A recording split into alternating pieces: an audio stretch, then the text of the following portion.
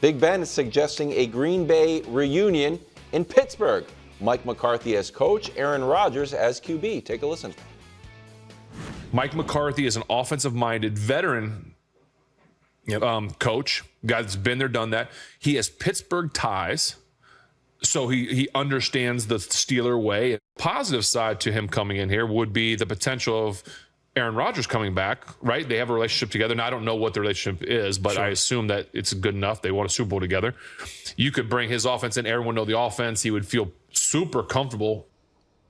I kind of like it. Oh, man. Are you serious? I wish you hadn't said that. Now I have to soften what I was going to say. Because had you not said you like it, I was going to say this is one of the dumbest things I've ever heard. Oh, come on. I wouldn't want to insult you. They've got nothing. Buddy. What is this? That's just giving up a year. Correct. Correct. There is no chance of them winning the Super Bowl. Well, actually, I've seen them And win let the Super alone Bowl, so win- take that back. I have seen that combo No win the Super chance. Bowl. Let alone but probably not even win a playoff game. And Rodgers might get you to 8, but 9 the goal wins. is. And then what? You're stuck in the middle. Like, it's better for them to bottom out next year. I know that's not their plan, but. Coach is going to rip us through. Go ahead. No, I'm not going to rip. I'm with you guys. I don't see how this makes sense. And what are his Pittsburgh ties? Did he coach for the Steelers? McCarthy, or he's just from the area? No, I don't know if from the area makes you understand how the organization works. And I don't know. No, but he knows the good sandwich spot. Oh, yes. Well, that's a good part of the learning curve. I like how it's like Pittsburgh totally you know what, they love winning football. Yeah. And I'm not sure how good their relationship is. Wasn't Well, Aaron? that's the other part. Yeah, I of it. thought Aaron. It sort of seemed like he might have been part of the reason McCarthy moved on to the Cowboys. Time heals. And his play for McCarthy in his last year or two was not good. Correct. We thought he was done. All of a sudden, he gets LaFleur and he becomes MVP again. Yeah, and I'm not opposed to Aaron Rodgers coming back as long as you're going to get a young quarterback. Like if you're looking at him as a bridge guy as you bring in a young quarterback. Sure. But to me, the getting just running it back with an older coach and an older quarterback, you're going to be in a lot of the same spot. I think at this point you got to take a chance, try to go get someone young, try to go get a new quarterback, and just see if you can build things to the future in a really meaningful way. I do not think Bills or Ravens fans would be excited about a Mike McCarthy hire. But if they did it, I would understand it. If it's like we have too great of an asset as our quarterback to roll the dice with a young first-time head coach, we need to have an element of stability. Like, that's the type of team that I would get it for Mike McCarthy, who has shown he is at the very least a good coach in different situations in this league. Yeah, he's a great coach. No doubt. I reserve great for maybe 13 a games. little different. No, but I said at the least, a good coach in this league. Pittsburgh is in the opposite situation of Baltimore and Buffalo. Pittsburgh is totally incentivized to take a chance like they did with Mike Tomlin. Young guy, we will give you time. You can learn, on the job, so to speak. And by the way, we're gonna keep taking swings at quarterback.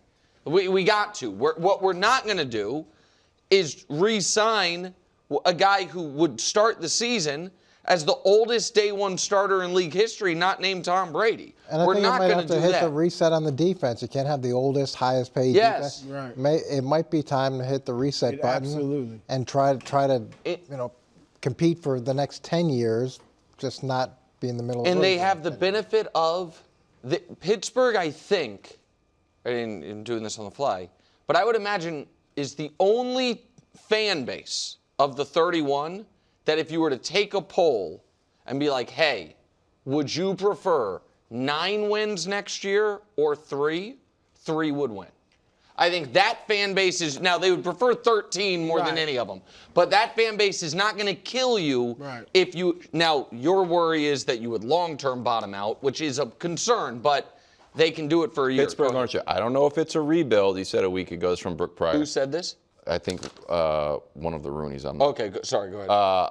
I don't like that word that much. We'll try to compete day one if we can, from Brooke Pryor's article on the Steelers. Yeah, I think you can try to. You're going to play hard and you're going to coach them up. But I think you are not signing a 43-year-old, 42-year-old quarterback, and you might be trading away some of the older defenses. And you might have to be comfortable with being a little uncomfortable for a few years because you've been so used to at least being in the mix for a long time. It might not be that right away. Yeah, I guess. I like competing. No, you like bottoming out to get Drake Maye. Right. That's what you I did not like that at all. But that how do you like it now? Well, now it's nice. Bro, yeah. Sean Payton was asked if he had a message for fans who he encouraged to be loud for the game against the Patriots. Here's what he said. You'll love this, Coach.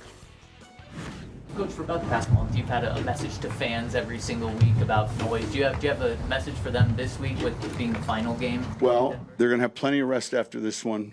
2 weeks. Coach, your reaction to that?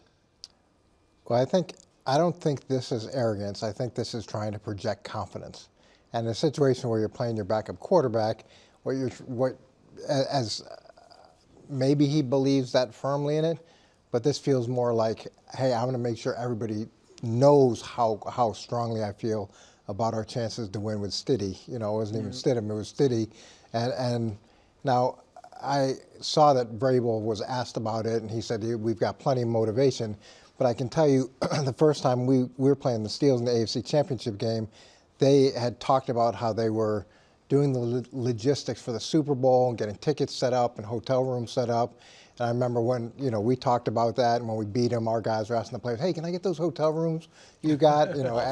Yeah, so as much as you may say you're not going to use it for bulletin board material, I'm sure there's going to be some 2-week phrase, or they're going to be referencing that.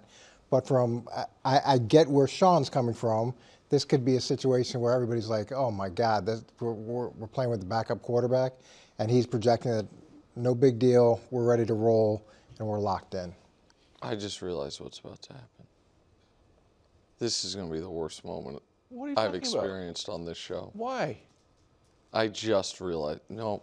Oh, what are you doing? Go ahead. You don't know what you're talking. You don't know that. You don't know what's going on. I think. Because I have an out-of-the-box take. Let me hear it. Brew, they call me the mayor of fair. Yes. And even though I've been critical of Caleb Williams, for example, after that miraculous throw, what is there to be critical of? He ran back 26 yards and threw a game-tying touchdown. It was amazing. Sean Payton's bravado has been an easy target on this show. Yeah. It's really AFC West focus. And I think he called Bo Nix Mahomesy in one time. And then he said, if we didn't beat the Bills, we liked playing against the Chiefs. And if we hadn't lost the Bills, something like that. I am not mad at Sean Payton for this quote as a Patriots fan. Because earlier, Dusty, can you put up the headline? We criticized Sean Payton for this.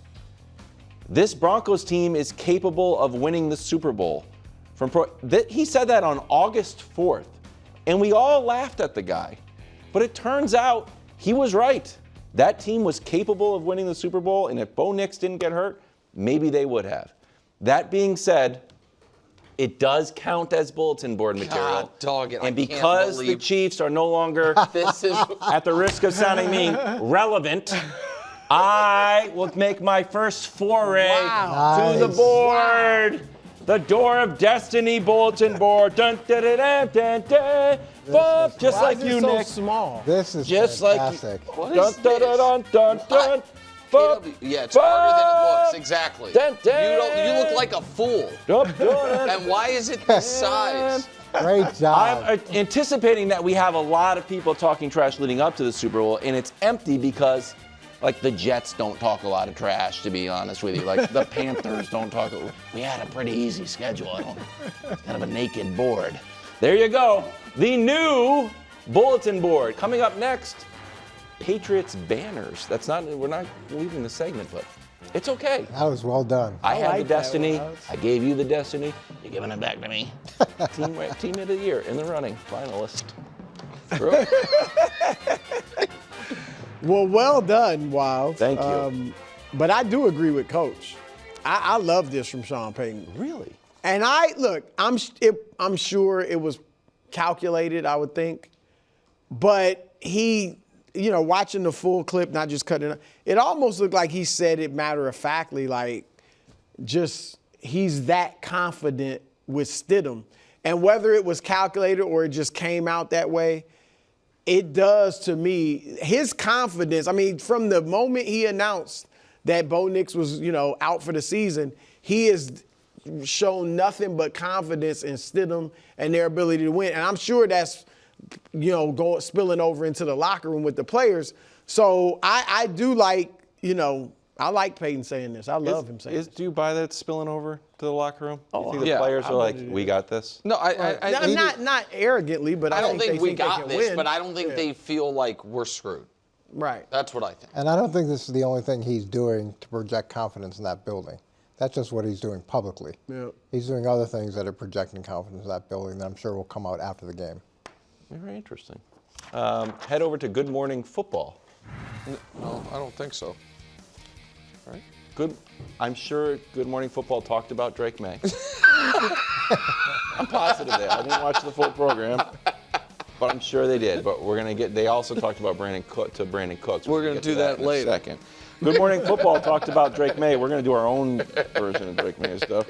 Road favorite against a great defense. He's undefeated on the road, and still playing confidently despite dropping the ball several times, Coach, in his first 2 playoff games. Take a listen to his attitude. I don't think trying to change it. I think last week you change it in case Sean doesn't make the play. So little things like that are just knowing the time and place for it. I think trying to get the ball out of my hand and just being cognizant of the edge rushers and taking care of the football is the number one thing. So if we have time and have a look downfield, me, I'm gonna take a look and take a shot. Bruce said he didn't like it. He loved it, Coach. Did you like it or love it?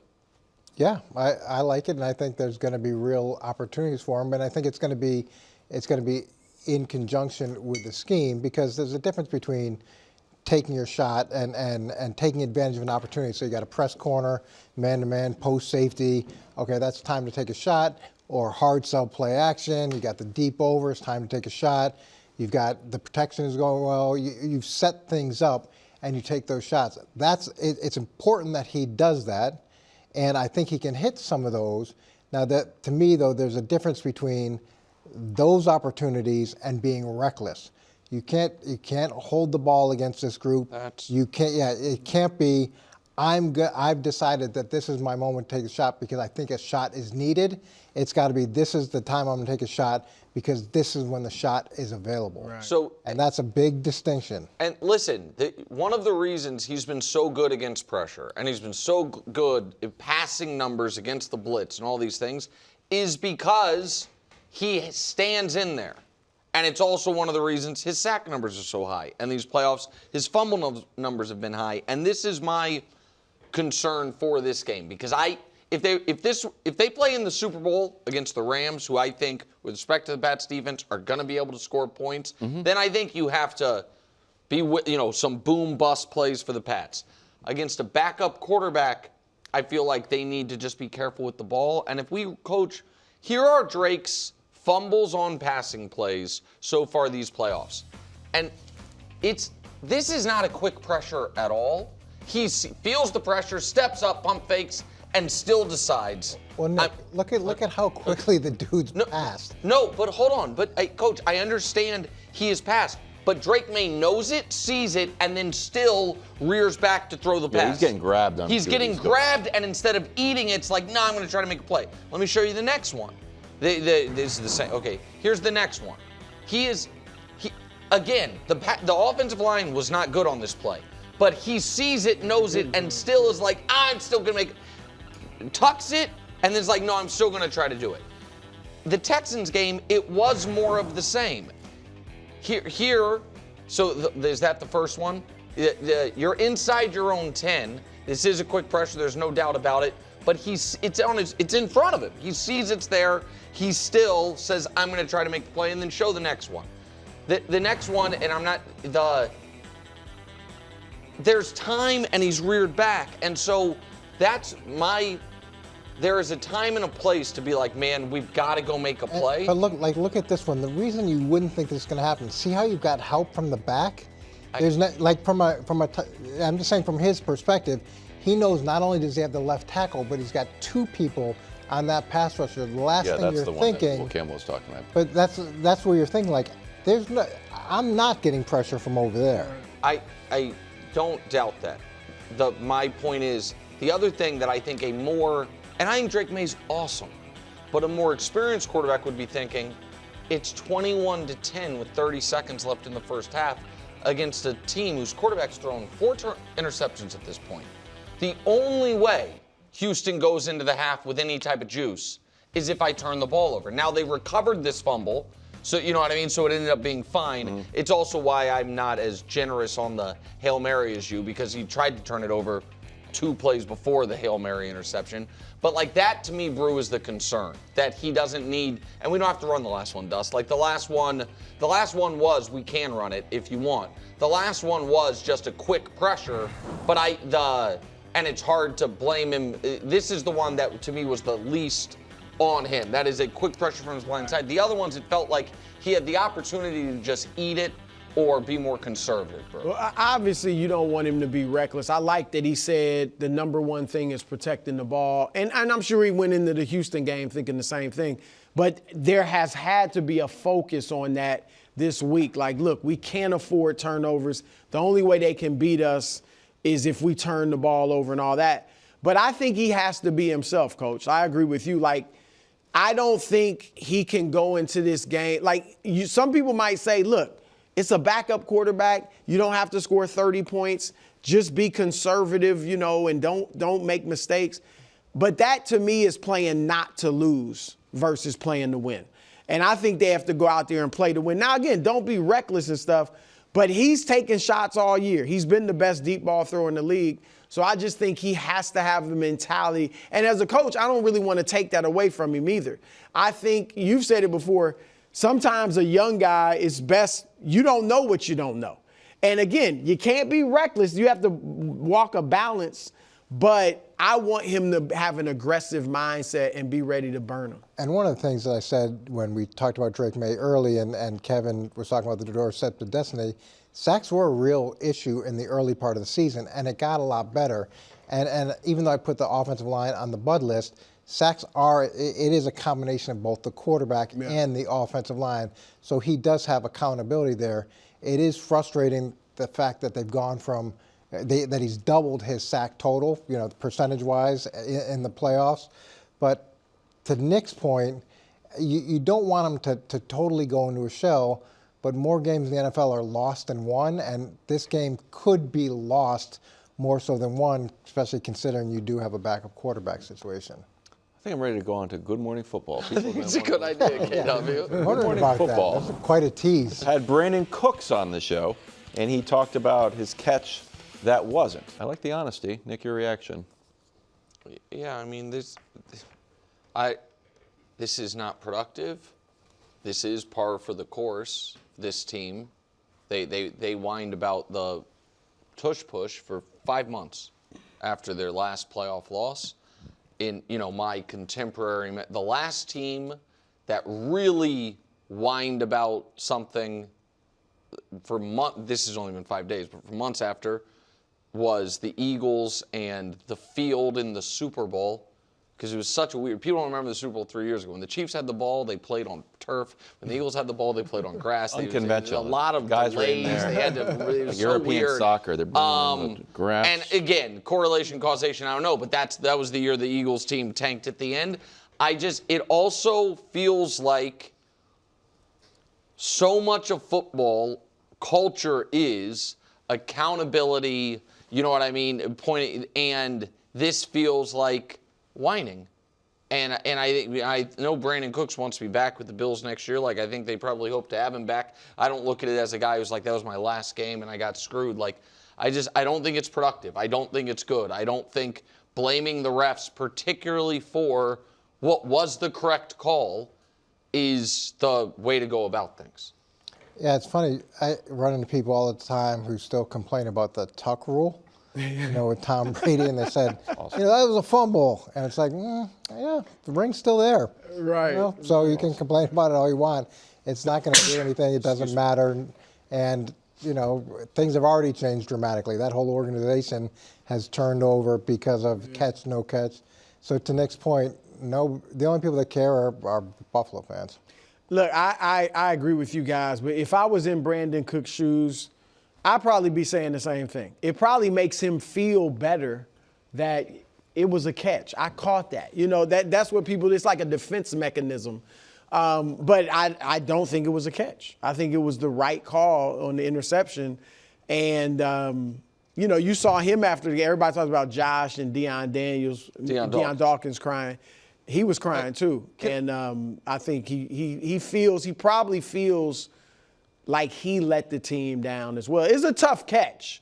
And you can say he should have, you would have liked him to really secure it, but he didn't, so he probably feels bad. So I get what he's doing, but it was the right call. Can I say one other thing? I do not believe Brandin Cooks. I watched Brandin Cooks. I watch football 12 hours a Sunday, every Sunday. He did not react like a player who thought he had just made the game-winning catch. That's a good point. He reacted like a player who was like, oh, my God, he took the ball from me. Brandin Cooks did not get up after that, signal first down. You've got to do that. But I'm just saying, in real time, in the moment, yes, his body language and reaction was not a player who was shocked. Oh, my, what do you mean interception? Right. He knew it in real time. That's what, to circle back to the Patriots and the Drake Maye, when I was at that game, I didn't like that Drake was coming off the field so quickly. You got to immediately just I was throwing forward. I was like, stay here. The offense stays on. We're not going anywhere. Thanks for watching. Subscribe here to get more from the show and to check out clips from other shows on FS1.